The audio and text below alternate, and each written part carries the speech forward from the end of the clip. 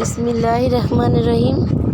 আসসালামু আলাইকুম বন্ধুরা, আমি লুৎফুন্নেসা, দেখছেন আমার চ্যানেল ইসলামিক মোবাইল লুৎফুন্নেসা। দেখতে থাকুন।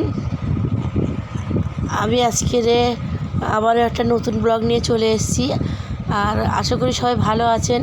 তো দেখতে থাকুন আমার ব্লগ। তো আজকে আমি খিচুড়ি রান্না করব, প্লেন খিচুড়ি, আর সাথে ডিম সিদ্ধ থাকবে। ডিমটা একটু ভেজে লাল করে নেব। আর এখানে আমি ছোলার ডাল আর মুসুর ডাল নিয়েছি, আর চালটাও আমার রেডি করে রেখেছি। এখন ডিমগুলোকে ধুয়ে আর জল দিয়ে সিদ্ধ করতে বসিয়ে দেব। আর এখানে আমি চাল ঢাল সব ধুয়ে নিয়েছি, পেস্ট কাটা হয়ে গেছে। আর ডিম আমি ধুয়ে জল দিয়ে বসিয়ে দিয়েছি সিদ্ধ হতে। আর এখানে চাল আর দু রকমের ডাল আমি ধুয়ে পানি ঝরিয়ে রেখেছি। এখানে আমি পেস্ট কেটে নিয়েছি, আর এখন আমি রান্নাটা করে নিচ্ছি। তো দেখতে থাকুন আমার চ্যানেল, ব্লগটা স্কিপ না করে পুরোটাই দেখবেন। আর ভালো লাগলে আমাকে কমেন্ট করে জানাবেন।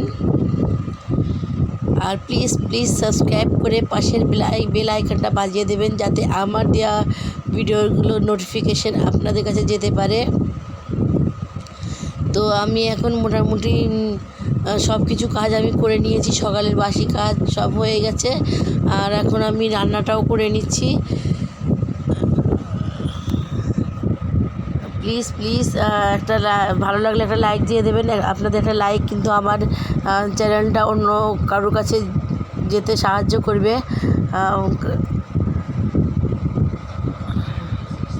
কারণ আপনাদের একটা হয়তো লাইক দিতে অসুবিধা না হলেও, কিন্তু একটা লাইক যদি আপনারা দেন, তাহলে আমার ভিডিওটা কিন্তু অনেকজনা দেখতে পারবে, অনেকজনের কাছে যাবে।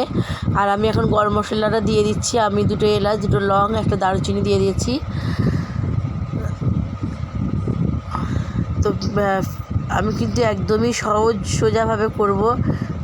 এখন আমি আলুগুলো সুন্দর করে ভেজে নেব।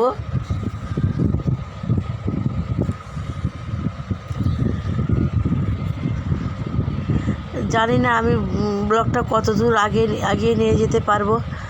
আমি তো এর আগেও অনেকবার করেছি, কিন্তু তখন আমি হার মেনে গিয়েছিলাম। কিন্তু ইনশাআল্লাহ এখন যেহেতু আমাদের বাবুর আব্বু বলেছে, উনি আমাকে জোর করেই হিসেব মতো আবার ব্লগটা করার জন্য তাগিদ দিয়েছে। তো আমি ওনার কথা মতোই ব্লগটা করছি। তো আশা করছি ইনশাআল্লাহ আল্লাহ আমার ব্লগটাকে আগিয়ে নিয়ে যাবে। তো হয়তো বা কারোর হয়তো খারাপ লাগতে পারে, কিন্তু এখানে তো খারাপ লাগার কিছু নেই। তো আমি তো আমার স্বামীর আদেশ অনুযায়ী আমি ব্লগটা করছি।